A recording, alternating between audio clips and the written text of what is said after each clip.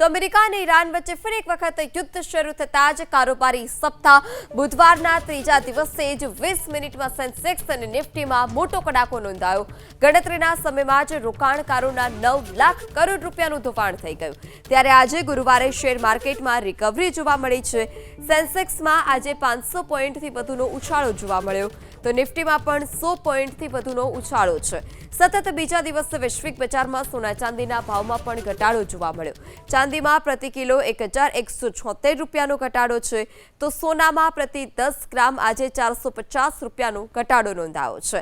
Sensex કે જેમાં આજે 500 પોઈન્ટનો ઉછાળો જોવા મળ્યો। કારોબારી સત્રનો ત્રીજો દિવસ એટલે કે બુધવારના રોજ જે શેર માર્કેટ છે ભારતીય શેર માર્કેટ તે લાલ નિશાના પર બંધ રહ્યું। ત્યારે આજે ગુરુવાર અને કારોબારી સપ્તાહના ચોથા દિવસે માર્કેટ ખુલતાની સાથે સેન્સેક્સ અને નિફ્ટી બંનેમાં ઉછાળો જોવા મળ્યો છે।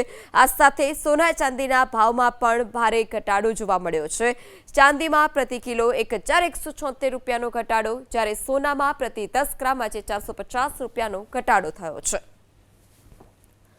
માર્કેટ એક્સપર્ટ જયદેવસિંહ ચુડાસમા ફોનલાઈનથી જોડાયા છે। જી જયદેવસિંહ, ટ્રમ્પની જાહેરાત બાદ શેર માર્કેટ પર હવે કેવા પ્રકારની અસર રહેશે અને સોના ચાંદીના ભાવ હજી પણ ઘટી શકે છે ખરી?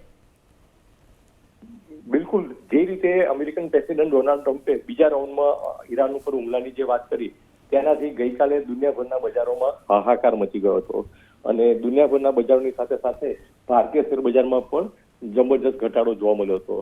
પણ આજના કારોબારની જો વાત કરવા જઈએ તો એક હળવી તેજી આજે ભારતીય શેર બજારમાં જોવા મળી રહી છે।